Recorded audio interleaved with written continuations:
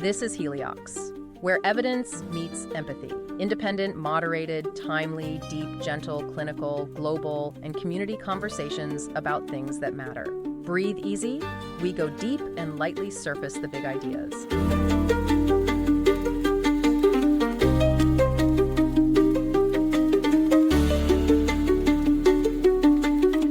You know, it is wild when you stop and think about where we are with artificial intelligence right now. Oh, absolutely. Like, just take a second and look at the device sitting in your pocket or the computer on your desk. You have access to a system that can do things that would have seemed like pure, unadulterated science fiction barely a decade ago. Yeah, the progress is just staggering. Right. I mean, if you want a masterpiece painted in the style of Van Gogh, but I don't know, featuring a golden retriever wearing sunglasses, it's done in 3 seconds. And it looks incredible, too. Exactly. Or if you want a sonnet written about your morning commute, it's just there. These systems can even pass the bar exam, diagnose medical conditions from x-rays, write functional software code. They're essentially superhuman at recognizing patterns. Right.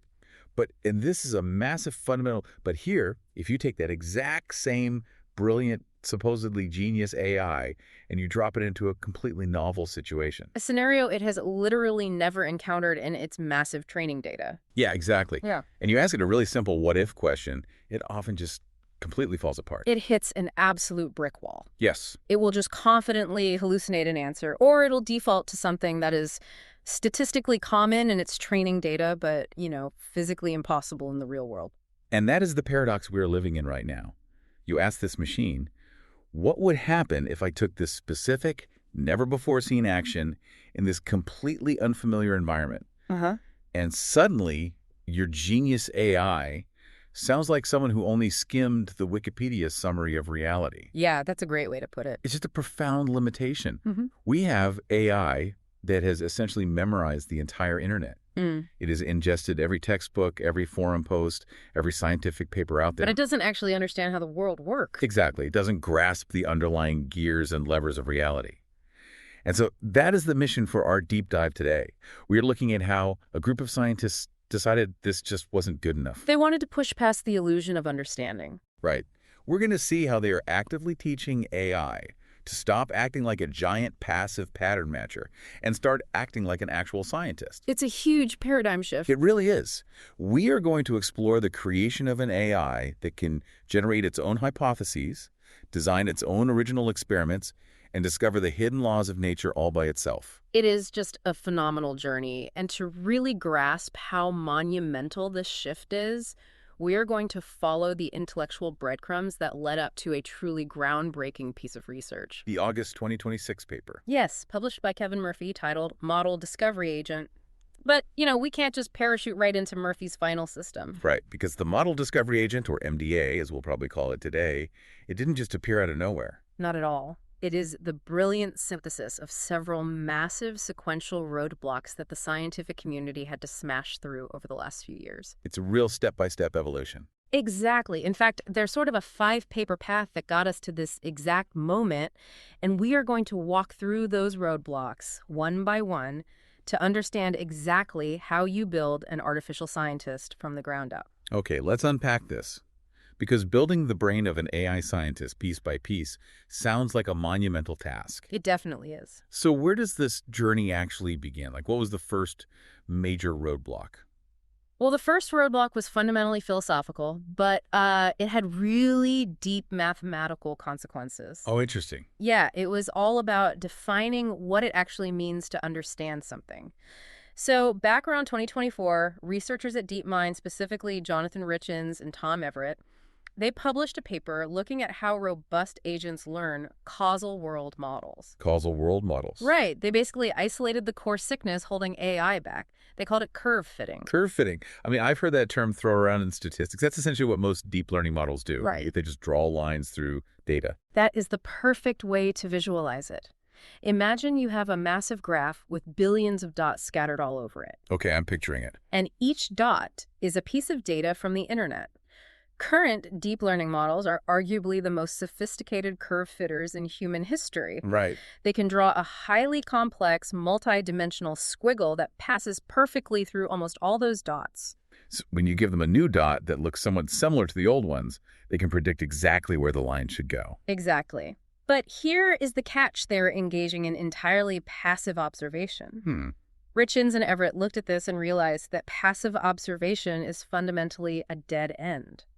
Well, if you want an AI to survive and adapt in a changing universe anyway. Wait, why is it a dead end? If the line passes through all the dots, doesn't that mean the AI kind of figured it out? Not at all. Because if the underlying rules of the universe shift even slightly, what scientists call a shifting distribution, that beautiful line the AI drew becomes completely useless. Oh, I see. Richins and Everett actually proved mathematically in theorems 1, 2, and 3 of their paper that if an agent is going to survive unknown environmental shifts, it cannot just be a curve fitter. It means something more foundational. Right. It must learn the actual causal mechanisms generating the data. And to explain this, they leaned on a framework created by Judea Pearl. Oh, the causal inference guy. Exactly, a giant in the field. Pearl created something called the causal hierarchy, which separates intelligence into 3 distinct levels. I do love a good hierarchy. What's level 1? Level 1 is association, or simply seeing. This is where current AI lives and breathes. It observes. Okay. Let's use a classic example. An AI observes that every single morning a rooster crows, and shortly after, the sun comes up. Right, so it associates the two events perfectly. Its Oh. curve fits the data. Exactly. So the AI predicts that rooster crows cause sunrises. Well, or at least it predicts they will always happen together. Yes. But then we move to level 2 of Pearl's hierarchy, which is intervention or doing. Doing. Okay. This is where you don't just watch the world, you act upon it. You ask, what happens if I step in and change something? Okay, so sticking with the rooster. Right. What if we put a soundproof box over the rooster so it can't crow? Well, I mean, the sun is still going to rise. Exactly. But the level 1 AI would be completely lost because its passive pattern has been broken. Right. It would predict eternal darkness because it has literally never seen a morning without a rooster crowing. Precisely. It doesn't understand the underlying mechanics of planetary rotation. That makes a lot of sense. And just to complete the hierarchy, level 3 is counterfactuals, or imagining. Imagining, like what-if scenarios. Yeah, asking what would have happened yesterday if the rooster had been silenced. Most AI models cannot even begin to touch level 3, and they struggle immensely with level 2. Because they can see patterns, but they don't know why the patterns exist. Exactly. You know, is it sort of like the difference between sitting in the passenger seat of a car for 10 years versus actually getting behind the steering wheel? Oh, I like where this is going. Like, imagine I've never driven, but I've sat in the passenger seat of your car every day for 10 years. Just by passive observation, I can build a totally flawless predictive model in my head. Right. You've seen me do it 1,000 times. Exactly. I know that every time your hands turn the wheel to the left, the car's chassis moves left. Every time your foot presses the right pedal, the car speeds up. My curve fitting is perfect. Yes. But I don't actually know why. I mean, I have no concept of a steering column or brake pads or a combustible engine. I just know the associations. That is an absolutely brilliant way to conceptualize it. And so if one day we are driving and the steering wheel suddenly locks up, or I don't know, we hit a patch of black ice and the wheels lose traction, my passive model just completely shatters. It's useless. Right. I have no idea how to correct the skid because I've never actually intervened to see where the physical limits of the car are. Yes. As a passenger, you have a mountain of data, but that data leaves the underlying physical mechanisms totally unidentified. You're just watching a movie, basically. Exactly. If you want to figure out how the car actually works or how the universe actually works, you cannot just sit in the passenger seat and watch. You have to take the wheel. You have to intervene. You have to turn it too hard on a slick road and see what happens. In the language of science, you have to poke the world. Poke the world. I like that. You have to design an experiment, apply a specific perturbation, and observe how the system responds to your direct action. And Richins and Everett's math proved this. Beyond a shadow of a doubt, they prove that for an AI to truly understand reality, it requires an interventional framing. It has to distinguish between what will normally happen and what would happen if I specifically chose to act. Okay, so that is the first massive conceptual roadblock cleared. We know the AI needs to stop just watching internet videos and start actually poking the world to find causal laws. Right. But the moment you say that, a huge practical problem jumps out at me. The cost. Exactly. Poking the world in real science is not like poking a physics engine in a video game where you can just, reset the level. No, it is not.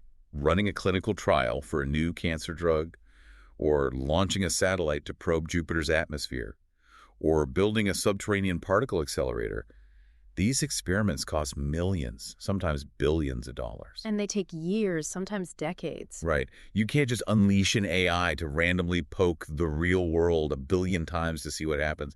It would literally bankrupt the entire scientific enterprise in an afternoon. And that very realization brings us to the second major roadblock in our journey. Okay. If we accept that AI must conduct experiments to learn, how on earth do we make sure it conducts the right experiments? How do we make it efficient? Right. This problem was tackled head-on by researchers at Oxford, led by Adam Foster, who developed a framework called Deep Adaptive Design, or DAD for short. Deep adaptive design. Okay, so how do they solve the efficiency problem? By leaning into a concept called Bayesian optimal experimental design. Oh boy. Okay, you're going to have to walk me through the Bayesian part of that. Yeah. Don't worry, let's strip away the intimidating math. The core philosophy here is about maximizing something called the value of information, or VOI. Value of information. It's an incredibly intuitive idea. It basically states that out of all the possible experiments you could run in the universe right now, you should always choose the one that you expect will reduce your current ignorance the most. So don't run an experiment that just confirms what you already know. Exactly. You want to run the experiment that is most likely to break a tie between your competing theories. Okay, give me an example. Let's say you are trying to figure out if a new material is superconductive. You have two theories. Theory A says it superconducts at room temperature. Theory B says it only superconducts at absolute zero. Got it. If you test the material at 100 degrees Celsius, both theories predict it will just act like normal metal. Testing it there gives you zero new information. The value of information is near zero. Right, because neither theory cares about 100 degrees. Exactly. But if you test it at room temperature, Theory A predicts a massive change, and Theory B predicts nothing. That experiment has a massive value of information because whatever the result is, it instantly kills one of the theories. Okay, it reminds me of playing the game Guess Who. Oh, that's perfect. Like, if you have 20 faces on the board, you don't ask, does your person have a nose? Right, everyone has a nose. Exactly, the value of information is zero. You ask, is your person wearing a hat? Because it instantly eliminates half the board. That is a perfect parallel. You want to eliminate the most uncertainty with a single move. But applying that logic to high-level science introduces a crushing computational bottleneck. Oh, because of the math involved. Right. In a real scientific scenario, you aren't just looking at 20 faces. You might be tracking hundreds of variables and thousands of competing hypotheses. That's a lot of hats and noses to keep track of. To calculate the mathematical value of information for your next move, a traditional computer system has to simulate the outcome of every possible experiment you could run, cross-reference it against every possible hypothesis you hold, calculate the probabilities of all those outcomes, and then rank them. Which means the computer has to pause between every single experiment to do just a mountain of math. Yes. I would imagine that if an AI is trying to do this in real time, like dynamically adjusting a laser during a live physics experiment, it would just freeze up trying to calculate the absolute optimal next move. It totally would. Traditional Bayesian methods are agonizingly slow. You run a step, collect the data, and then you wait hours for the computer to update its beliefs and tell you what to do next. Which makes real-time adaptive experimentation basically impossible. Exactly. And this is the exact bottleneck the Oxford team solved with their DAD framework. They solved it through a concept called amortization. Amortization. My brain immediately goes to paying off a mortgage or a car loan over time. That's not wrong. How does that apply to AI doing math? The underlying logic is actually really similar. It's about restructuring when you pay a massive cost. Think about it this way. Instead of forcing the AI to do all that heavy computational lifting during the live experiment while the clock is ticking, what if we force it to pay that computational cost up front, offline, before the experiment even begins? Oh, like studying endlessly for months before a final exam so that when you sit down at the desk, the answers just flow instantly. You've already done the hard work. Yes, exactly. Or think of a chess grandmaster.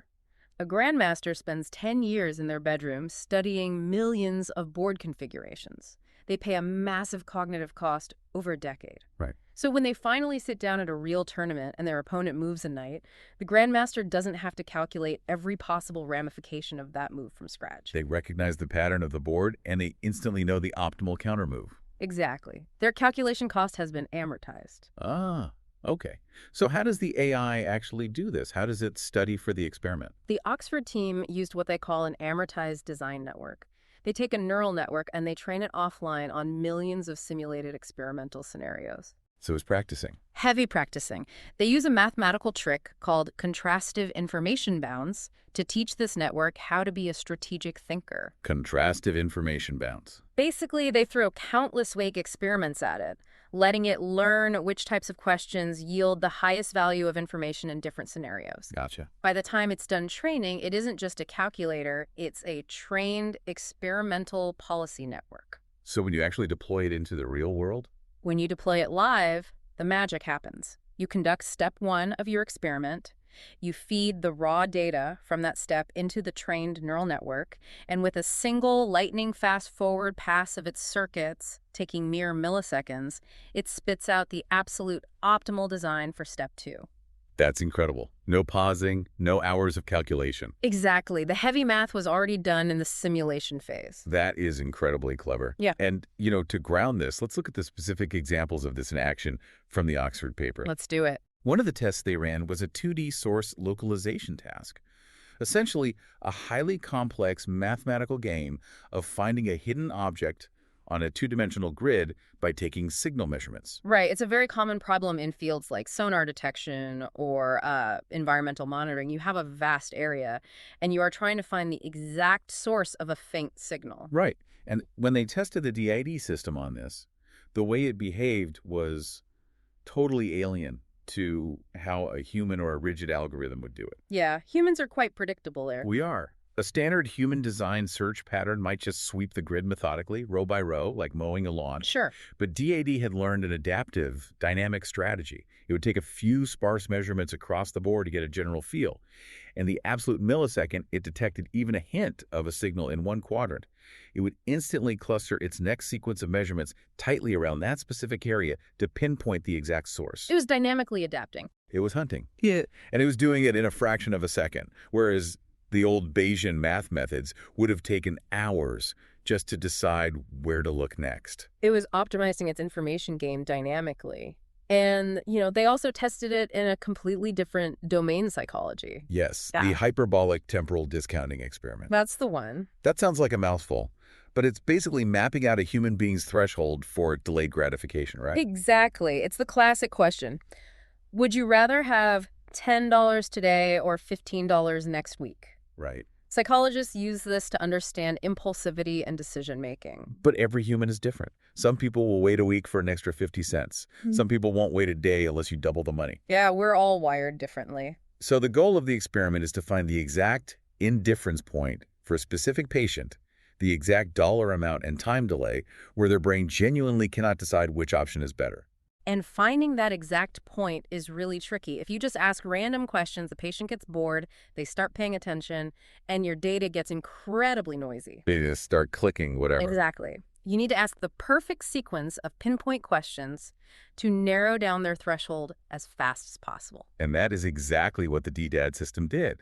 It was hooked up to human subjects, and it generated these highly adaptive, perfectly calibrated questions in real time, in under a tenth of a second. It's just brilliant.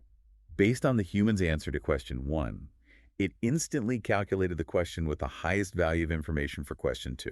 It's that amortization network. Right. It was so efficient that it completely outperformed the specialized handcrafted questioning strategies that human psychologists had spent years designing for this specific test. So, if we look at our journey so far, we have cleared 2 major hurdles. From DeepMind, we learned the AI must actively intervene and conduct experiments to escape the trap of curve fitting. Poke the world. Poke the world, exactly.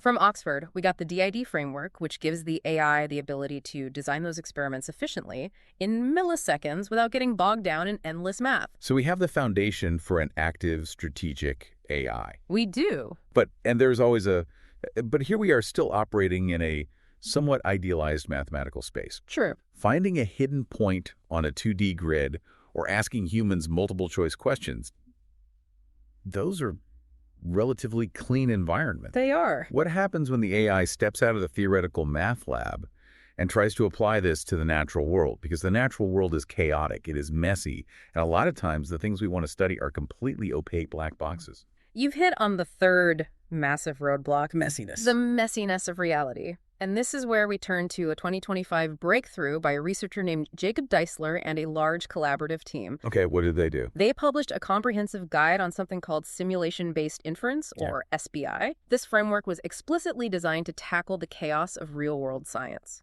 Let's get into the mess. What is the specific chaos they were trying to fix? Well, to understand the fix, you have to understand how standard Bayesian math works. Okay. In a traditional setup, if you want to figure out how likely your scientific theory is, you need a neat, clean mathematical equation. This equation is called an explicit likelihood function. Explicit likelihood function. Got it. It essentially says, if my theory of gravity is correct, then the mathematical probability of this apple falling at exactly the speed is exactly 98.4%. It's like the physics equations we learned in high school. Force equals mass times acceleration. Clean, tidy, and mathematically absolute. Right, but in modern cutting-edge science, we almost never have those clean equations. You don't. No. Think about astrophysics when you're modeling the collision of two galaxies, or climate science modeling the global weather over a decade, or neuroscience trying to understand the firing patterns of a billion interconnected neurons. Yeah, that's way too complex for a chalkboard. Exactly. These systems are far too complex to be written down as a single neat equation. We don't have explicit likelihood functions for them. So what do scientists use instead? We build massive, incredibly complex computer simulators. We take all the tiny physical rules we think are operating, how a single drop of water evaporates, or how a single neuron fires. We program millions of them into a supercomputer, and we just press play. And see what happens. We let the simulator run and see what kind of global data it spits out. But here is the critical problem. These simulators act as giant black boxes. Okay. You can put parameters in, and you can get data out, but you cannot peek inside the code and extract a simple likelihood equation to do your Bayesian math. If you don't have the equation, how do you judge if your theory is right? Like, how do you update your beliefs when you get new data from a telescope or a brain scan? Historically, scientists relied on brute force. They used algorithms like Markov chain Monte Carlo or MCMC. And why is MCMC a problem? Because when you tie MCMC to a massive complex simulator, it is agonizingly, painfully slow. Let me give you an analogy. Please do. Imagine you are dropped into the middle of the Himalayas, totally blindfolded, and your goal is to find the absolute highest peak. Okay, that sounds terrifying. It is. The MCMC algorithm basically says, take one step in a random direction. Did your foot go up or down? If it went up, take another step that way. If it went down, go back and try a different direction. Taking one step at a time, blindfolded, across the entire mountain range. Exactly. And now remember that in our scenario, every single step requires you to run the massive supercomputer simulator to see the result. Oh, no. If your climate simulator takes an hour to run a single scenario, and your MCMC algorithm needs to take 1,000,000 tiny steps to map the topography of the probability mountain. You are going to be wandering blindfolded for years just to test one hypothesis. Decades sometimes. It's totally impractical. That is completely unsustainable. You'd spend entire careers waiting for a loading bar. So how does simulation-based inference, or SBI, fix this? SBI represents a total paradigm shift. It takes the neural network technology we've been developing and uses it to replace the blindfolded wandering entirely. Okay, how? SBI says, instead of taking tiny steps during the experiment, let's run the simulator a bunch of times up front across a wide, scattered range of parameters. Let's generate a massive, messy data set of thousands of different possible outcomes. We map the whole mountain ahead of time. Sort of. Then we train a deep neural network on that data set to learn the hidden relationships between the input parameters and the output data. Wait, so the neural network studies the simulator's output, and then the neural network essentially becomes the inference engine. Yes. Once it is trained on all that simulated data, you can take this neural network out into the real world. You can hand it a real empirical observation, say a messy, complicated brainwave recording from a human patient. It doesn't need to run the slow simulator again. It doesn't need to wander the mountain. It already knows the terrain. Exactly. It just does a single lightning-fast calculation and instantly outputs the probability distribution. It looks at the brainwave and says, based on my training, There's an 80% chance this was caused by low dopamine and a 20% chance it was caused by high cortisol. That is mind-blowing. Oh, It just yeah. instantly maps the real-world chaos back to the hidden parameters. And it does it for systems where traditional math completely breaks down. The Deisler paper highlighted a specific example in neuroscience that really makes this concrete. Oh, the 31-parameter thing? Yes, they were looking at a biophysical model of neural circuits. Now, this wasn't a simple on-off model. This simulator had 31 different biological parameters. So 31 dials you can turn. Exactly. Things like the microscopic diameter of the dendrites, the exact density of sodium ion channels, the resistance of the cell membrane. It is a massive, high-dimensional parameter space. That sounds impossible to track. Trying to find the exact right combination of those CUMI-1 dials to perfectly match a real biological brain recording seems completely impossible. And with the old blindfolded MCMC method, it would take centuries. But by using SBI, they didn't just find a single best fit set of dials. The neural network was so adept at understanding the deep structure of the simulator that it revealed something profoundly biological. It mapped out something called co-tuning. Co-tuning, what is that? It's the biological reality that nature is flexible. There isn't just one perfect way to build a functional neural circuit. The SBI analysis showed that these 31 biological parameters can actually compensate for each other. Oh, I see. So if one dial gets turned up too high, the system doesn't just crash. Right. If, say, the density of a certain ion channel is abnormally high, the circuit can still function perfectly normally if another specific parameter, like the membrane resistance, scales down proportionally to balance it out. Like a natural balancing act. Yes. The neural network, because it had analyzed the entire landscape of the simulator data, was able to map out these complex, hidden 2D conditional relationships between the parameters. It could see the balancing acts that nature performs. So what does this all mean? It means it allowed the researchers to take an impossibly complex, noisy reality and instantly understand the hidden mechanics driving it. Okay, so let's take a breath and look at the Frankenstein's monster we have built so far. It's quite the monster. It really is. We know the AI has to actively intervene to learn causal models.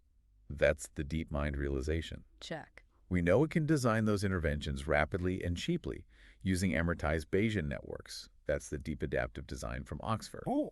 And we know it can evaluate the results of those interventions against a messy black box reality by using neural networks as inference engines. That's the simulation-based inference. We have successfully built the computational machinery for an autonomous AI scientist. We have the engine, but an engine on a test block is different from a car on the track. Very true. Can this AI actually use all this machinery to discover something genuinely new? To find out, researchers had to design an ultimate test.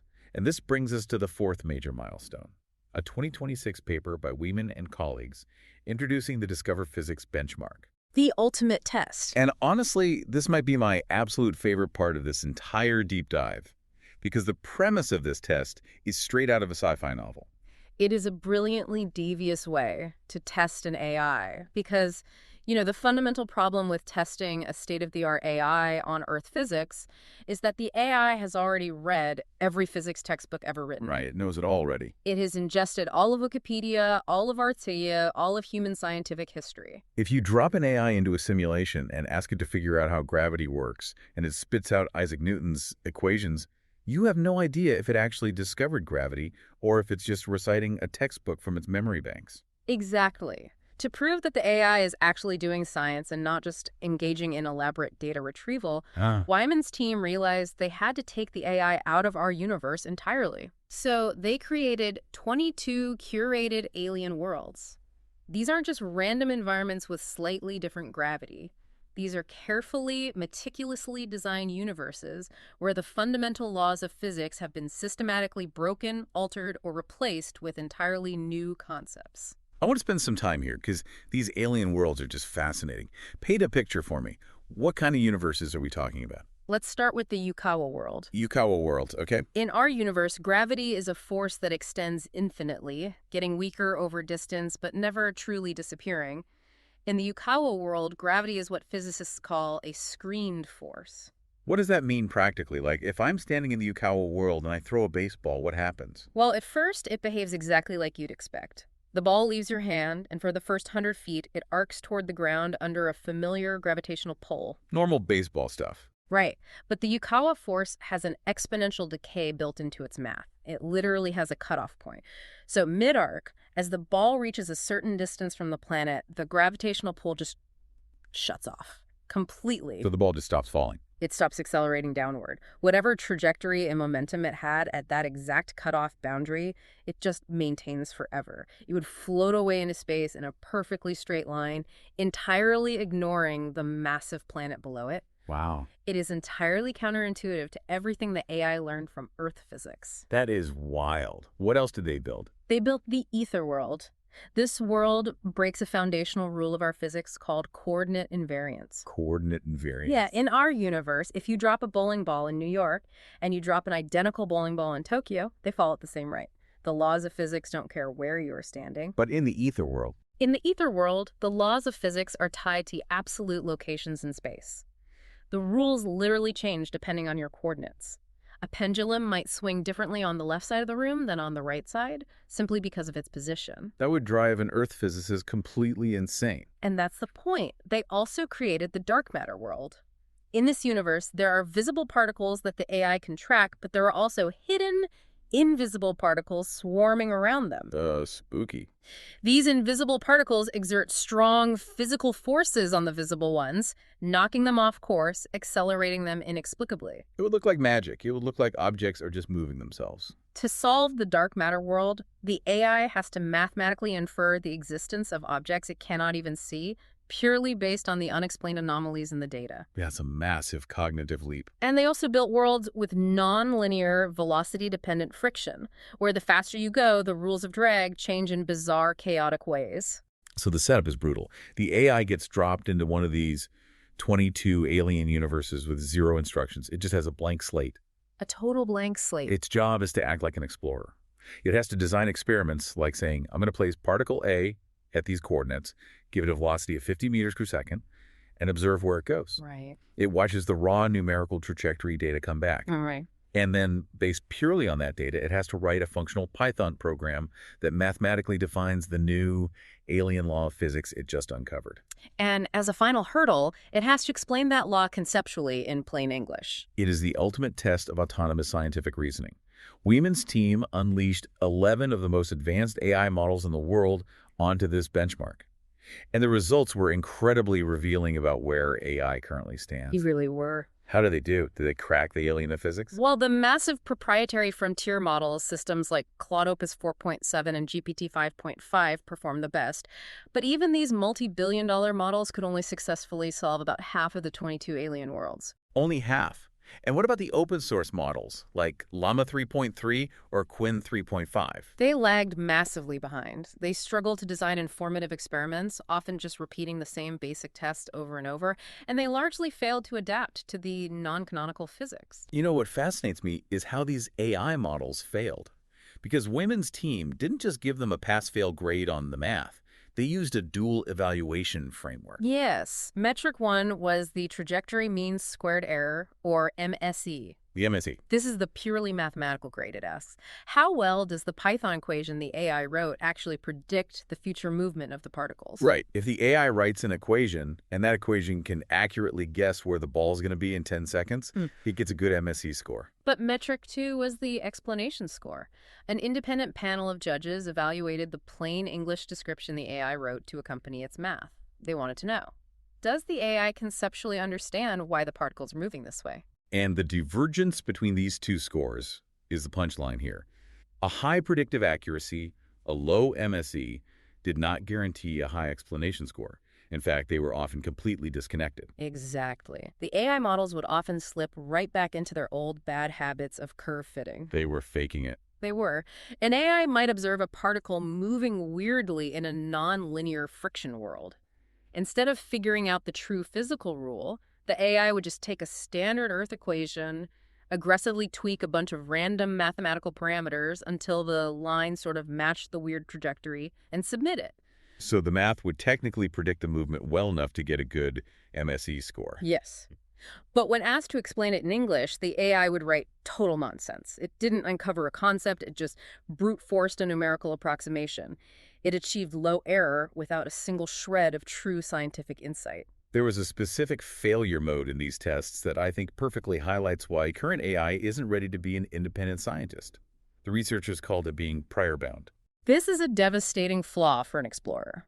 Being prior bound means you are too attached to what you already believe. It's hilarious, but also kind of tragic. Yeah. You drop these AI models into the ether world or the Yukawa world, and they were so profoundly stubborn. So stubborn. They were so anchored to their training data on Earth physics that they would just try to force Newtonian gravity into a universe where it absolutely did not belong. When the AI ran an experiment and the data clearly contradicted standard gravity, instead of having a eureka moment and realizing it was in an alien world, the AI would often just dismiss the data as experimental noise. The data must be wrong. Exactly. It would rather believe its eyes were lying than revise its core hypothesis. The universe must be broken because my textbook is right. Precisely. It couldn't let go of its priors. And the models failed completely when dealing with latent structures like the dark matter world. Where things are invisible. Right. Inferring the existence of a hidden, invisible force acting on the visible world requires a leap of conceptual imagination combined with rigorous mathematical elimination. Current large language models on their own cannot do it. They just aren't built for that yet. They aren't rigorous enough to systematically hold 3 or 4 competing hypotheses in their head, design the exact experiments needed to eliminate them one by one, and generate a truly novel concept that exists outside their original training distribution. So we have reached the dramatic climax of our journey. We have seen that the current frontier models, as miraculous as they seem when writing poetry or generating images, hit a hard limit when faced with the unknown. They do. They are not autonomous discoverers. They are too biased. They are too easily confused by hidden variables, and they are far too eager to just curve fit a mathematical line rather than uncover the true mechanical gears of reality. They have all the individual pieces, but the pieces aren't working together. Which perfectly sets the stage for the breakthrough we have been driving toward, the culmination of everything we have discussed. Yes. In August 2026, Kevin Murphy at the University of British Columbia published the paper introducing the Model Discovery Agent, or MDA. The MDA. This is where the Frankenstein's monster finally wakes up and walks. Yes. Kevin Murphy basically looked at all the roadblocks, all the tools, the causal logic, the Bayesian experimental design, the simulation-based inference, and he engineered them into a single, cohesive, self-correcting system. He did. He built an architecture that forces the different parts of the AI to constantly check and balance each other. But his true stroke of genius, the thing that makes MDA fundamentally different from everything that came before it, was how he utilized the large language model within this framework. Okay, to understand why it's so brilliant, we have to talk about the M-open problem. The M-open problem. This sounds like the theoretical crux of the whole system. Let's break it down. In traditional Bayesian statistics, you operate in what mathematicians call the M-closed setting. Think of it like walking into a restaurant and being handed a menu. A menu, okay. The menu has 3 items: hypothesis A, hypothesis B, and hypothesis C. The Bayesian math engine is an incredibly rigorous, flawless judge. You feed it experimental data, and it evaluates the data against the menu. Got it. It will tell you with absolute mathematical certainty, based on this data, hypothesis B is 90% likely, hypothesis A is 10% likely, and hypothesis C is impossible. It's the perfect referee. It just shuffles the probabilities around based on the evidence. Exactly. But what happens if the true law of nature, the actual reality of the universe you are studying, isn't on your menu? Uh-oh. What if the truth is hypothesis Z, a completely new concept you've never even thought of? The Bayesian referee is useless.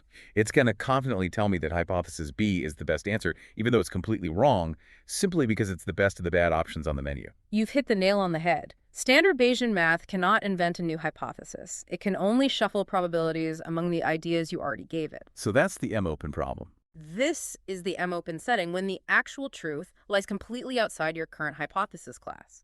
And this is exactly what happens when you drop an AI into an alien universe, or when a scientist encounters a truly novel biological phenomenon. So if the math can't invent new ideas, how does Kevin Murphy's MDA system solve the M-open problem? By radically redefining the role of the large language model. In the MDA system, the rigorous Bayesian math engine is constantly running in the background. It is constantly doing out-of-sample predictive checks. Predictive checks. That means it looks at the current data and asks, are any of our current theories actually doing a good job of predicting what happens next? It's constantly checking its own homework. Yes. And when the math engine sees the predictive error spike, when the particles start moving in ways the current theories can't explain, the system flagged its own inadequacy, it mathematically realizes we are in an M-open situation. The truth is not on our menu. And that is when it tags the LLM in to help. Exactly. But it doesn't ask the LLM to do the math. This is crucial. Wait, really? Yeah, it hands the failing data and the environmental context to the LLM and essentially says, our current theories are broken. Look at this unexplained residual error. Be creative. Dream up entirely new mechanistic structures, entirely new physical concepts that might explain this weird behavior. I want to make sure I fully grasp this, because it seems like the key to avoiding the failures we saw in the Discover Physics tests. The LLM, the AI that writes the poetry and passes the bar exam, is not running the Bayesian validates. It's not calculating the probabilities or tweaking the error margins. Not at all. And that division of labor is why MDA completely avoids the prior bound stubbornness and the curve-fitting laziness that ruined the other models. That's fascinating. In MDA, the LLM is treated purely as the creative spark. It acts as the right brain of the scientist. It looks at the anomalies, draws on its vast knowledge base, and writes raw Python code proposing completely novel functional forms for the physical laws. It rewrites a new menu. Yes, it writes a new menu of hypotheses, and then it immediately hands that new menu back to the rigorous mathematical judge, the Bayesian machinery. Teamwork. The math engine then evaluates these new proposals, calculates their exact likelihood using simulation-based inference, and then crucially uses the value of information framework to design the absolute best, most highly targeted next experiment to test those specific new ideas. The AI proposes, and the math disposes. It is a perfect autonomous loop of discovery.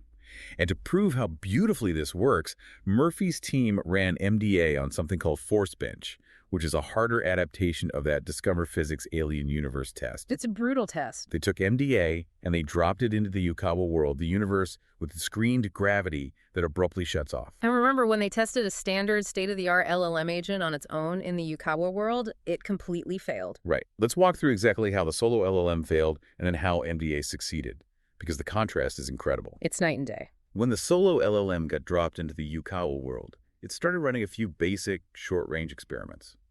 Now, if you only look at objects falling from a few feet away, Yukawa screened gravity looks almost identical to standard Earth gravity. It just looks like a simple mathematical power law. The short-range data fits perfectly into the AI's prior expectations. Right. So the solo LLM saw the short-range data, confidently guessed a standard power law, tweaked the parameters a bit to curve fit the numbers, got a decent MSE score on those short-range tests, and proudly submitted the wrong answer. It stopped looking. It was completely blind to the fact that 100 feet further out, gravity just ceases to exist. It never even bothered to look. But the MDA system, driven by its Bayesian design engine, didn't fall into that trap. Because it was optimizing for the value of information. The MDA system had its LLM propose several different ideas. The LLM said, well, maybe it's a standard power law like Earth, or maybe it's a screen force that cuts off. Right, it generated the menu. The Bayesian math engine looked at those two competing theories on the menu and realized something profound. It said, if we keep running short-range experiments, these two theories look mathematically identical. The data won't help us choose. Exactly. The only way to break this tie, the only way to get a high value of information is to design a long-range probe. It actively hunted for the exact edge case that would break its own assumption. Yes. MDA deliberately fired a particle out into the distant, unmapped reaches of the simulated universe. It forced the universe to reveal its secrets. And the moment it did that, the moment it saw the numerical data showing the particle just floating away in a straight line instead of arcing back down, the true law snapped into focus. The data forced the shift. The mathematical evidence for the simple Earth gravity collapsed to zero, and the evidence for the screened Yukawa force skyrocketed. The researchers noted that MDA grokked the physics. It didn't just fit a curve, it understood the hidden mechanism. Here's where it gets really interesting. The numbers on this are staggering. When tasked with uncovering these alien laws, MDA hit a 74% exact mathematical recovery rate. Wow. 74% of the time, it flawlessly deduced the alien physics. The baseline, solo LLMs only hit 31%. A huge leap. But here's the absolute kicker. MDA achieved that massive 74% success rate while running 5 times fewer experiments. That is the astonishing power of combining a creative proposer with a rigorous, value-driven experiment designer. It doesn't waste time on redundant tests, Every single move it makes is calculated to slice away uncertainty. The LLM proposes a weird mechanism. The Bayesian math identifies exactly how to stress test it. The new data comes in to sharpen the forecasts. And if any unexplained weirdness remains, it triggers the LLM to dig deeper and discover the next subtle layer of truth. It is a tireless cycle of scientific rigor. But Kevin Murphy and his team didn't just stop at physics. It kept going. Oh, yeah. If MDA is truly a generalized autonomous discovery engine, it shouldn't just work on simplified particle physics in a simulation. It should be able to tackle the complexities of other scientific disciplines. And the paper proves exactly that by marching the agent straight into the fields of chemistry and biology. Let's start with chemistry. They tested MDA on a benchmark called ChemBench, which was derived from a real-world platform called AutoScilab. Yes. The challenge here was for the AI to discover enzyme kinetic rate laws. Enzyme kinetics is a notoriously difficult field. It's all about understanding how biological catalysts enzymes speed up or slow down chemical reactions. And it is incredibly complex. Right. The rate of a reaction depends on a massive web of variables. Okay. The concentration of the original substrates, the presence of various inhibitors, the ambient temperature, the pH level. It's a high-dimensional soup. It is. Identifying the exact mathematical equation, the rate law that governs how fast a specific chemical reaction will happen in that soup, is a grueling process for human chemists. So they said MDA loose on the chemistry data. How did it do? It was almost shockingly data efficient. MDA hit its absolute peak accuracy in uncovering the correct, complex, symbolic rate laws after conducting only about 8 experiments. 8 experiments to map out a complex chemical reaction. Yes.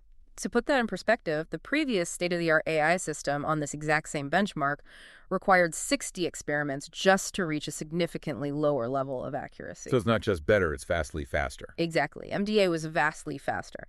But more importantly, and this echoes what we saw in the physics benchmark, MDA found the right kind of answers. It found the underlying truth. What do you mean by the right kind of answers? An equation is an equation, isn't it? Not in science. The researchers compared MDA against another highly advanced system called PYSR. PYSR is a symbolic regression tool. Okay. It is basically the ultimate curve fitter. It is incredibly good at crunching numbers and finding mathematical equations that perfectly fit a data set. But PYSR doesn't understand chemistry. It doesn't know what an enzyme is. When tasked with finding the rate law, PYSR would just throw out bizarre, incredibly convoluted mathematical expressions, equations with variables dividing by 0 or raising concentrations to impossible negative powers. Yikes. The equations technically fit the numerical data perfectly, achieving low error, but the laws they described were physically impossible in the real world. It was drawing lines that matched the dots, but the lines didn't represent reality. Exactly. MDA, on the other hand, operates completely differently. Because it uses the large language model as proposer, it is guided by vast amounts of domain knowledge. The LLM knows the foundational rules of chemistry. Right. It's read all the textbooks. So when MDA investigated the data, it found actual interpretable biological mechanisms. Can you give me a specific example of what it found? Sure. It correctly identified a phenomenon called substrate inhibition. Substrate inhibition. In a normal reaction, the more reactant or substrate you add, the faster the reaction goes. But in substrate inhibition, adding too much reactant actually clogs up the enzyme and slows the whole process down. It's a very specific counterintuitive mechanism. And MDA didn't just stumble onto a math formula that simulated a slowdown. It actively proposed substrate inhibition as the physical reality and then designed the experiments to confirm it. Precisely. It didn't just find a math equation. It found the true chemical mechanism. It was doing genuine chemistry. Okay, so MDA conquers alien physics, and it maps out complex chemistry. Is there a harder test? Does it get more difficult than chemical soup? It gets much, much more difficult. Which brings us to the final and perhaps most impressive demonstration in Murphy's paper, biology. Biology. Biology is the ultimate boss fight for an AI scientist. To prove MDA could handle it, Murphy's team had to create an entirely brand new benchmark, which they called Neuron Bench. Biology is the boss fight. I love that. What makes biology so much harder than physics or chemistry? 2 massive problems: partial observability and stochasticity. Neuron Bench was designed to maximize both. Let's break those down. First, the setup of Neuron Bench. What is the AI actually trying to do? They created 6 mystery neurons. These were highly complex, simulated biological cells based on generalized Hodgkin-Huxley models, which is the gold standard for modeling how neurons fire electrical signals. Okay. Each of these 6 mystery neurons was secretly hiding a novel, unknown ion channel. An ion channel is basically a tiny microscopic gate in the cell wall that opens and closes to let electricity ions flow in and out of the cell, right? Yeah. That's how neurons talk to each other. Exactly. And the devious catch built into this benchmark is that under standard textbook testing, like just giving the cell a basic electrical shock to see what it does, these hidden ion channels remain completely silent. They just hide. They hide in the background. They don't react. Which means you can't just passively observe the cell to figure out how it works. Right. You have to actively interrogate it. You have to design highly specific, complex experimental protocols. You might have to apply a very specific sequence of electrical current clamps, or maybe simulate injecting chemical blockers to shut down all the normal known ion channels, just so you can isolate the activity of the mystery one. Wow, it's a biological puzzle box. It really is. And that covers the partial observability. You can only measure the overall electrical output of the whole cell. You can't peer in and see the individual microscopic gates opening and closing. You have to infer they are there. But what about the stochasticity? The noise? That is the real nightmare. Oh. Physics simulations are clean. If you run a physics simulation twice, you get the exact same numbers. Biology is wet, squishy, and infinitely noisy. Oh, right. In a real biological cell, ion channels do not open and close with perfect mathematical precision. They flutter. They open randomly due to thermal noise. They misfire. So the data you get back, the electrical voltage trace of the cell, isn't a smooth, clean line. It's a jagged, erratic mess of random biological noise. It is a chaotic mess. So the AI has to solve a partially observed puzzle box, and it has to do it while looking through a blizzard of random static. How on earth does a machine process that? If there is no clear equation and the data is just static, how does it do the Bayesian math to figure out if its theories are right? Traditionally, to do inference on a hidden, noisy system like this, statisticians use something called the particle filter. I feel like we're about to hit another computational bottleneck. We absolutely are. A particle filter is a powerful tool. It essentially tries to average out the noise by simulating thousands of parallel realities. Parallel realities. It says, okay, let's simulate this cell 10,000 times, each with slightly different random noise, track the hidden states across all 10,000 timelines, and average them out to find the truth. That sounds incredibly thorough, but also overwhelmingly slow. It is paralyzingly slow. If the MDA system has to run a massive particle filter for every single crazy hypothesis the LLM proposes, across every possible experimental design it wants to test, the entire autonomous system just grinds to a halt. It would take weeks to run a single biological test. So Kevin Murphy needed a final trick, a way to bypass the particle filter. Exactly. And the paper details a genuinely brilliant workaround. To handle the noisy biology, MDA uses something called learned summary statistics. This is a beautiful piece of modern AI engineering. Instead of trying to painstakingly track every single microscopic flutter and random spike in that chaotic voltage trace, MDA learns how to compress the data. Compress it, okay? It uses a 1D convolutional neural network, a deep learning model, to look at the massive, messy voltage trace, ignore the meaningless static, and extract just the most crucial, informative features. It summarizes the data into a handful of key numbers. Okay, let's think of an analogy for this. It's like, if I want to understand how the global stock market performed today, I don't need a spreadsheet tracking every single penny fluctuation of all 10,000 companies second by second. No, that's way too much noise. Right. I just look at the Dow Jones and the S&P 500. Those are summary statistics. They compress millions of chaotic data points into a few numbers that tell me the overall truth of the system. That is a very apt comparison. By using this convolutional neural network to generate a clean summary, MDA can evaluate its biological hypotheses roughly 10,000 times faster than using a particle filter. It just bypasses the bottleneck entirely. Exactly. 10,000 times faster. But wait, there is a well-known trap with AI trying to summarize data like this. Okay. The paper mentions MDA had to overcome a massive hurdle called representational collapse. What is representational collapse? And why didn't it ruin MDA's summary? Representational collapse is a very common, very frustrating failure mode when you ask a neural network to compress data on its own. Let's use a non-math analogy. Imagine you have a deeply lazy student, and you assign them to read a 500-page dense novel and give you a one-sentence summary. Okay, you know a few of those. The lazy student realizes that the easiest way to finish the assignment without thinking is to just write. This is a book about people doing things. Technically true, but completely useless. Exactly. The student has collapsed the representation of the novel into a constant, meaningless value. Neural networks do the exact same thing if you aren't careful. They get lazy too. They do. If you just tell a network, make this giant file of biological data smaller, the network might realize that the most mathematically efficient way to minimize its processing effort is to just output the number 5 for every single test. All voltage traces equal 5. Right. The data representation collapses into uselessness. To fix this, AI engineers usually have to resort to incredibly complex, hacky tricks things called stop gradients, or running exponential moving averages across different networks just to force the AI to pay attention. So how did MDA avoid raising a lazy student? How did it force the network to actually learn the biology? By anchoring the student with a highly specific supervised objective, MDA doesn't just hand the data to the network and say, summarize this. It gives the network a strict test. What's the test? It says, you must compress this data, but you must compress it in such a way that you can still use the summary to accurately predict the exact underlying physical parameters, like the ion channel density that generated the data in the first place. So you tell the lazy student, give me a one-sentence summary, but based only on that sentence, you must be able to tell me the main character's name, their motivation, and how the book ends. Yes.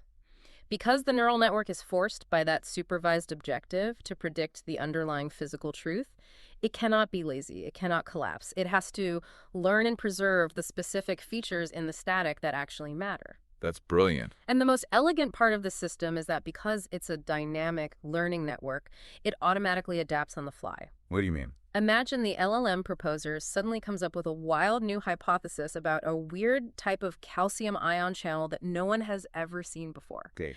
The moment it proposes that, the convolutional neural network instantly retrains itself on simulated data of that new channel, and it learns exactly which new features to look for in the static to prove if that specific theory is true. So did DAX in real time. It adjusts its own summary metrics instantly without a human scientist ever having to write new mathematical formulas. It is a completely 100% autonomous discovery engine. Yeah. And the impact on the neuron bench test was phenomenal. MDA was able to drive its forecast error down to the absolute single trial noise floor of the biological cell itself.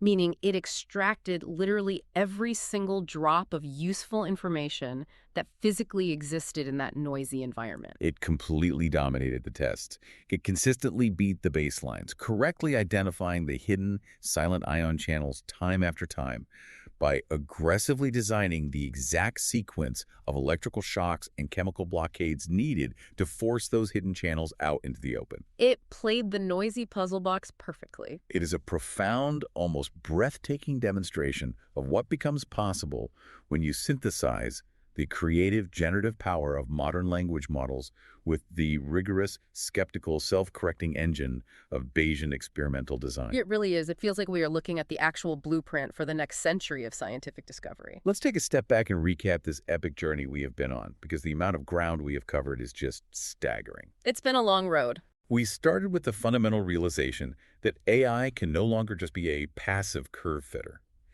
If it wants to understand the shifting nature of reality, it has to learn causal world models by actively intervening, by getting behind the wheel and poking the world. That was step one. Then we saw how the deep adaptive design framework solved the cost of those interventions, allowing the AI to calculate the value of information and design pinpoint experiments in milliseconds by amortizing the heavy math up front. Step two.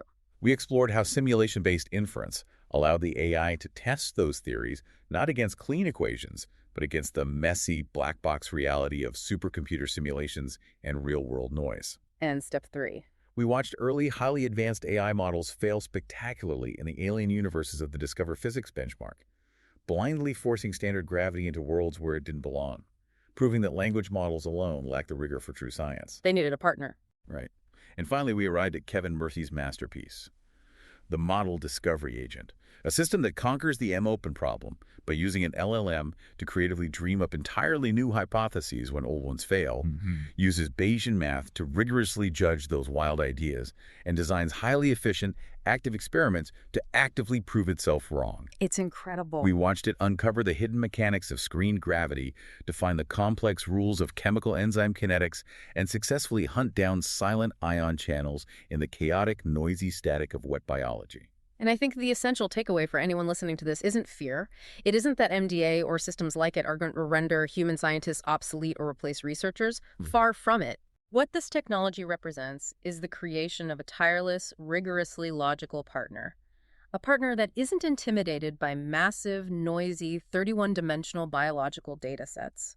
A partner that doesn't suffer from human bias, that can boldly navigate the unknown, propose completely left-field hypotheses that a human might be too conservative to suggest, and systematically design the exact experiments needed to map out the complex causal realities of our universe. It is a tool designed to exponentially accelerate human understanding. Exactly. A tireless partner in the dark, shining a flashlight into the unknown corners of physics, chemistry, and biology. Which leaves me with a final thought for you to mull over as we wrap up this deep dive. Okay, let's hear it. We have seen today that an AI agent can be dropped into a simulated alien universe with zero instructions, realize its own Earth-based assumptions are wrong, mathematically deduce the existence of a screened Yukawa gravity field, and actively design long-range probes to prove it. We did. We've seen it uncover hidden, silent mechanisms in the messy static of biology. It has proven it can uncover the hidden causal rules of complex systems. So what happens when we eventually point these causal discovery agents away from cells and particles and focus them on the incredibly messy, stochastic, deeply complex data of our own human systems? Oh, wow. If an agent like MDA can find the hidden laws of alien physics, could it eventually analyze massive data sets to discover fundamental underlying social laws or economic mechanisms that we are currently too close or too prior bound to see? Could it find the hidden math of human behavior? That is a question that opens up entirely new frontiers of scientific curiosity. If the tools of discovery are universal, the next decade is going to be incredibly illuminating. It certainly is. We will leave you with that thought to chew on. Thank you for joining us on this exploration of the model discovery agent and the incredible journey to build an artificial scientist. We've moved away from the muddy, confusing waters of passive AI observation, and we are finally starting to see the jagged, visible underlying gears of true causal understanding. Until next time. Keep diving deep. Heliox is produced by Michelle Brucker and Scott Bleakley. It features reviews of emerging research and ideas from leading thinkers, curated under their creative direction with AI assistance for voice, imagery, and composition. Systemic voices and illustrative images of people are representative tools, not depictions of specific individuals. Thanks for listening today. 4 recurring narratives underlie every episode: boundary dissolution, adaptive complexity, embodied knowledge, and quantum-like uncertainty. These aren't just philosophical musings, but frameworks for understanding our modern world. We hope you continue exploring our other episodes, responding to the content, and checking out our related articles at helioxpodcast.substack.com.